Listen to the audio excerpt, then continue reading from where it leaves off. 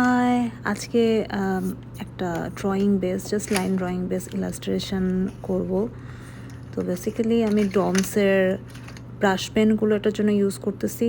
তো এটা mostly line drawing base এই কারণে বলতেছি, কারণ জাস্ট আমি হচ্ছে ব্যাকগ্রাউন্ডের যেই ফ্লাওয়ার্স অ্যান্ড এক্সেসরিজ যেগুলো হচ্ছে পড়ে আছে, এই দুইটা জিনিসকেই হচ্ছে কালার করব বা এগুলোকেই টোন দিব, আর বাকি পুরোটাই লাইন ড্রয়িং থাকবে। কাইন্ড অফ কালারলেসই বলা যায়, পুরো ইলাস্ট্রেশনটা দেখতে ওরকমই লাগবে। তো বেসিক্যালি গিফটের জন্য আমি এটা করছিলাম।